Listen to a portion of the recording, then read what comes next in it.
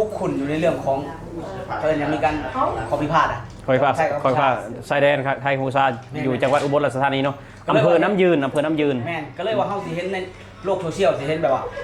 ทางพี่น้องกัมพูชาก็จะมีการโชว์อาวุธยุทโธปกรณ์ในตอนเนี้ยการเคลื่อนพลเคลื่อนกองกำลังต่างๆทวนค่อนข้างที่จะกำลังอวดอยู่ในตอนเนี้ยถือว่าทั้งกองทหารทั้งรถถังต่างๆนะเพื่อนวิ่งแบบเพ่นพลาดเลยนะแจ้งพิกัดแจ้งตำแหน่งเรียบร้อยแต่ในขณะเดียวกันเนาะมีบุญมีเห็นทั้งฝั่งไทยเพิ่นหน่อยโชว์ยอดยักษ์เพิ่น มันก็อยู่ที่ยุทธวิธีการแบบว่าการวางแผนของอย่างไร กองทัพบ่ กองทัพนะบ่แม่นว่าทาสิไปว่าเอาลงโซเชียลมันก็น่าจะสิให้ฝ่ายตรงข้ามฮู้การเคลื่อนไหวมันเป็นความชาญฉลาดที่แบบนี้แม่ไม่ความฉลาดคือแบบประเทศไทยเพิ่นออกข่าวเลยว่าบ่ให้แบบสื่อมวลชนแบบว่าหรือว่าประชาชนทั่วไปลงโซเชียลเกี่ยวกับการเคลื่อนไหวของกองทัพไทยนะว่าไงซะเพื่อแบบเงียบปกติเขาว่าปกติแต่ละปีเพิ่นก็สิแบบมีงานกองทัพมีนั่นนี่มันก็โชว์อาวุธโชว์หยังแบบแม่นั้นน่ะโชว์เพราะว่ามันบ่ได้มีแบบขอพิพาทกับภัยอันนั้นโชว์ได้แต่ว่าเงียบเลยนะอันนี้เงียบอันนี้คือเงียบนะคือแบบบ่อยากให้ฝ่ายตรงข้ามได้รับรู้ว่าเอายังไปแน่เฮ็ดยังอยู่ว่าไงซะอันนี้เป็นความชาญฉลาดเลยนะเพิ่นแม่นแต่ฝ่ายตรงข้ามเขาโชว์ขนาดน่ะมันก็บางคนน่ะคือแบบเปรียบเหมือนเด็กน้อยอยู่บ้านเขาอยากตีกันนะบางคนก็คือกล้ามซื่อแต่ว่าตีบ่แพ้หมู่ดอกคือกล้ามซื่อแบบโซ่แบบข่มขู่หมู่นะเป็นการคืนกล้ามซื่อแต่จริงๆเลยเขาบ่ได้แบบว่าเขาบ่ได้ย่านกลัวแบบคนแบบโซ่แบบคนคืนกล้ามคืนยังหั่นนะแต่เขาคงคิดว่าเขาข่มคนอื่นอยู่หรือบ่เนาะแม่นเขาก็เห็นอยู่เห็นอันนั้นอยู่แต่ว่าเห็นทหารไทยเลยนะเขาก็เห็นทหารไทยแบบไม่ยังคนหน้าเราทับเนาะแม่นกับเบิ่งเพิ่นก็เป็นคือแบบเจรจากับฝ่ายตรงข้ามนะแบบว่าเขาเห็นสุดแล้วเขาเป็นตาญาตินะเขานะเนาะเห็นเป็นตาญาติเก่งถามเลยคือว่าตัดผมแบบผมสั้นนะคือทหารไทยนี่คือแบบคือหมวกนี่นะหมวกสูงๆเบื้องนึงแล้วแงบลงมานี่นะแต่ก็เสื้อคือบ่เป็นเสื้อแขนยาวได้ทหารไทยน่ะมีเสื้อเพิ่นคือว่าโซแบบโซแขนหนึ่งเนาะโซแขนนึงแม่นคือขับเพิ่นเฮ็ดสวดแล้วใส่คอมแบทเนาะหน่วยก้านเลยแหละหน่วยก้านเลยมื้อนี้คือเฮาเห็นค่ะคือว่าหัวหน้าของทหารไทยเนี่ยบ่ต้นก็บอกว่าเป็นนะคือสิว่าอีหยังเพื่อนหัวหน้าหมายถึงอะไรผู้นำเหล่าทัพผู้นำเหล่าทัพปัดเป็นคนตัวใหญ่อีกบาดนี้ตัวใหญ่สูงเป็ด90ผู้ประจักษ์แม่นเฮาว่าเหมาะสมขนาดกับเป็นหัวหน้านะ1.90 โอ้เขาเบิ่งตัวบักใหญ่ยอดอะไรคือทหารไทยนี่หาคนตัวเตี้ยมีเลยบ่มีต้องเลยความจริง160แต่ว่าความจริงแล้วน่าจะ170ขึ้นแต่แม่น160นี่บ่อยากมีนะบ่มีแต่ว่าเกณฑ์ของเพิ่นคือเอา160แม่นแต่ว่าคือคนไทยนี่160มันหายากได้หายากคนไทยนี่160นี่คือว่าหายากแม่นคือว่า170กว่าขึ้นหรือ72ขึ้นเลยแม่นเพราะฉะนั้นใหญ่สูงใหญ่สง่าเท่เพิ่นเนาะแม่นเด้อนำซ้ำนำกันที่เพิ่นวางตัววางท่าแบบว่าหน้าอกนี่คือ58บ่คือว่าหน้าอกเพิ่นเกณฑ์ทหารนะหน้าอกคือ58เซน58เซนหลายพึ่งเลยแม่นก็คือเบาหลังนี่บ่ได้คือเบาหลังนี่อกแพบบ่ได้เบาหลังมันเพราะว่า30เซนประมาณ40ของเบาหลัง40นิดหน่อยแหละบ่ได้คือหน้าไปเท่าไหร่เซนคือหน้าอกต้องกว้างและความสูงต้อง1.60 ขึ้นแต่ว่าความเป็นจริงแล้วต้อง170ขึ้น170 180โอ้สูงเลยสูงเท่ขนาดเลยแต่คนนี่คือที่เฮา3คนนี่บ่ได้บ่สามารถเข้าได้บ่คันบ่ต้นเกิดในประเทศไทยกับบ่ต้นก็สิบ่เตี้ยแบบนี้เนาะพอได้กินนมโรงเรียนเด้ก็คืออยู่บ้านเฮาบ่มีแนวกินน่ะสง่าราศีของสิบ่แบบนี้เด้อเพิ่นเนาะบ่แม่นแบบนี้พากันกระปอกกระแป๊กแม่นคือสังเกตเห็นแล้วนะคือคนลาวคนไทยก็คือคนลาวเขาเป็นคนตัวน้อยนะบ่แม่นเป็นเพราะกรรมพันธุ์ได้มันอยู่ที่อาหารการอยู่กันกินโภชนาการหมดแม่นไทยว่าเป็นแบบว่าอีหยังเป็นกรรมพันธุ์บ่แม่นนะกรรมพันธุ์มันอาจจะเกิดจากเมื่อก่อนก็แบบกินบ่พออยู่แล้วเลยแบบว่ากลายเป็นตัวน้อยพอมีลูกมากกินบ่พออีกมันก็เลยว่าตัวน้อยอีกโภชนาการทางด้านอาหารบ่พออีกโอ้นี่เลยเนาะคือแบบคือว่าเพิ่นเคลียร์กันได้เลยทีเพิ่นน่าจะเคลียร์กันได้เพิ่นคุยกันแล้วแต่ว่าทั้งนั้นคือเคลียร์กันตามทางฝั่งนั้นเขาเจ้ายังแบบว่ามีการอวดโชว์เรื่องของอาวุธยุทโธปกรณ์ได้เพื่อนเป็นการโชว์กองกำลังเด้เขาจะสิโพสแบบทุกมิติเลยเพื่อนไปเบิ่งเลยบ่เสือ โพสต์ทุกมิติ เอาเห็นแล้วแบบรถทั้งหลายๆฮะ แมน เฮาบ่เบิ่งบ่เป็นตาย่านเฮาว่ะ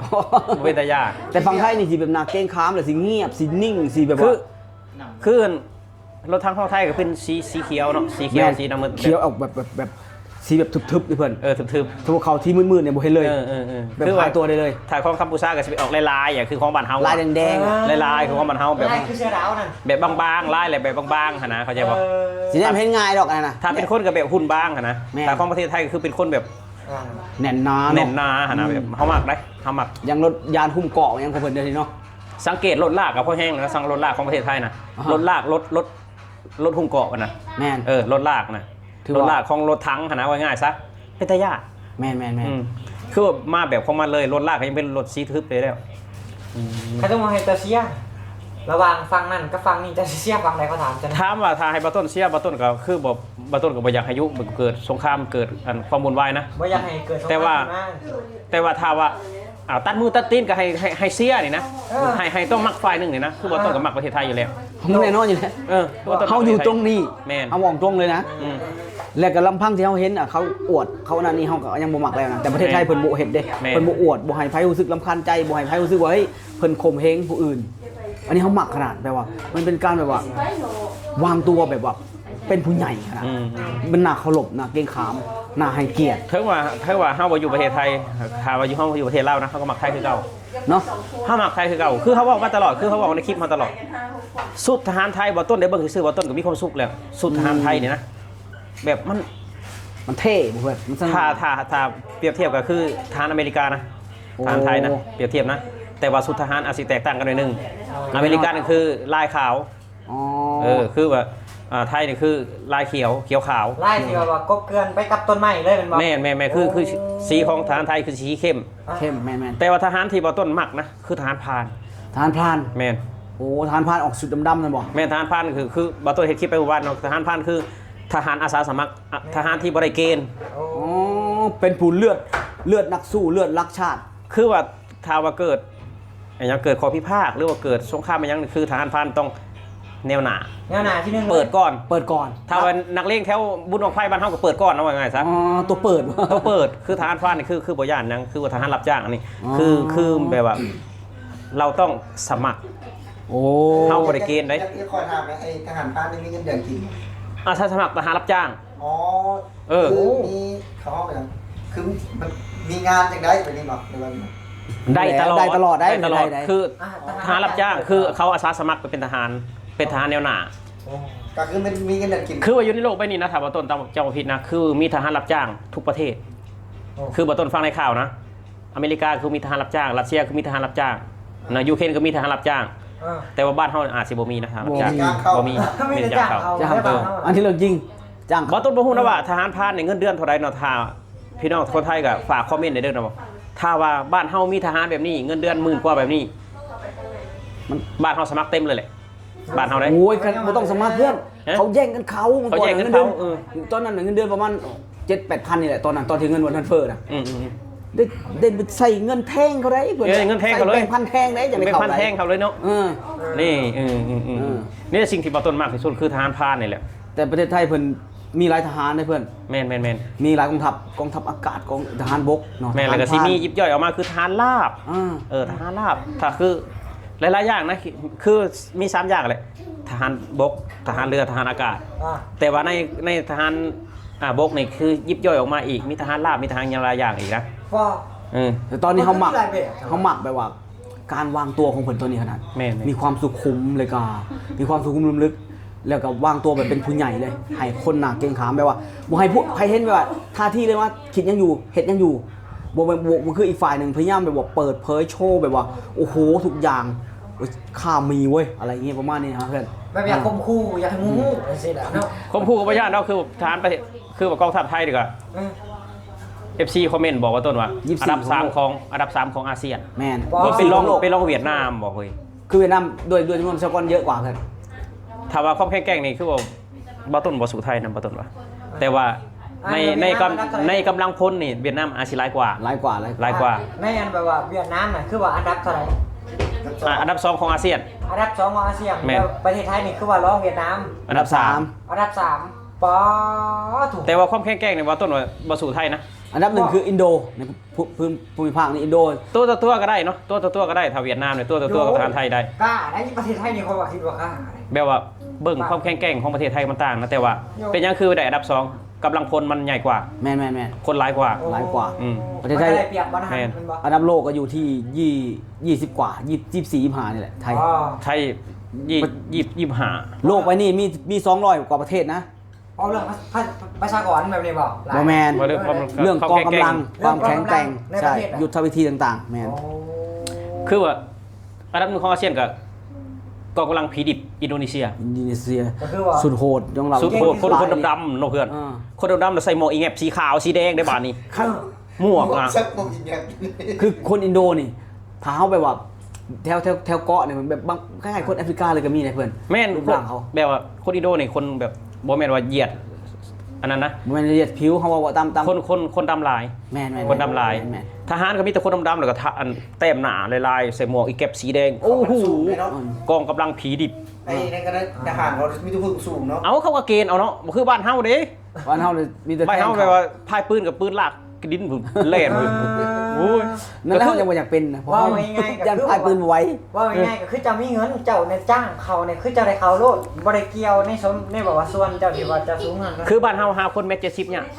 โอ้ แมตร70หาคนยากแมตร70หายากยาก อ่า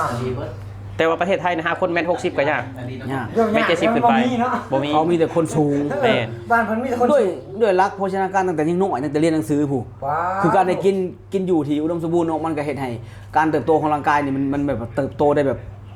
เกินตามพัฒนาการของมัน โอ้ กลับมาแบบว่าเรื่องอันทหารไทยก็เจรจากับทหารนั่น กัมพูชา กัมพูชาอีกเนาะคือว่าต้นยังประทับใจนะว่าต้นยังแบบว่าเบิ่งแล้วบ่เบื่อนะคือหัวหน้าเราทัพที่ไปเจรจาหมู่นี้เป็นคนใหญ่อ่ะ สมก็เป็นหัวหน้านะมากอะไรชื่นชอบอะไรแบบบ่ต้นบ่ฮู้นะว่า แบบไหน อ่านพลตรีหรือพลเอกนะบ่ต้นบ่ฮู้นะ อ๋อ เนาะว่าเพิ่นชื่อจังใดเนาะถ้าพี่น้อง FC ไทยเพิ่นก็ฮู้ก็คอมเมนต์บอกต้นเนี่ยเนาะบ่ต้นมักอะไรเป็นคุณหุ่นใหญ่อ่ะ อ๋อ สมก็เป็นหัวหน้าหั่นนะ ดูสง่าดูแบบหน้าเกรงขามขนาดนั้นเพื่อน ตาญาติโอ้เห็นแล้ว หน้าเกรงขามหน้าอบอุ่นบ่เพื่อน แม่นก็ถือว่าขอบใจเด้อขอบใจเด้อขอบใจเด้อครับ การบอกเดินทางปลอดภัยแต่ละคน อืม ครับมาปิดคลิปเอาช่วงท้ายก็คือสุดท้ายแล้วก็เพิ่นเจรจากันพูดคุยกันได้เนาะเพิ่น แม่น ก็เฮาก็ขอพมานาเป็นเช่นนั้น เพราะว่า แม่น สงครามเนาะบ่มีเรื่องดีแน่นอนเพราะว่า ถ้า สูญเสียแน่นอน ถ้าว่าเกิดที่มองนั่นก็คือแบบประชาชนในเขตนั่นก็สิได้รับความเดือดร้อนเนาะ แม่น บ่ว่าแต่ไทย ได้รับ บ่ ความ ว่าแต่เขมรบ่ว่าแต่ลาว แม่น คือว่าอย่าลืมนะมองนั่นก็คือซาวเหลี่ยมมรกต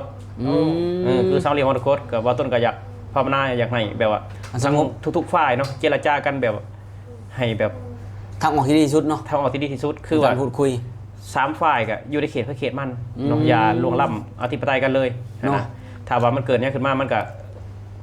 ส่งผลเสียต่อ ประชาชนนะ ประชาชนในโครงเขตนั่นแล้วก็ส่งผลเสียต่อเศรษฐกิจ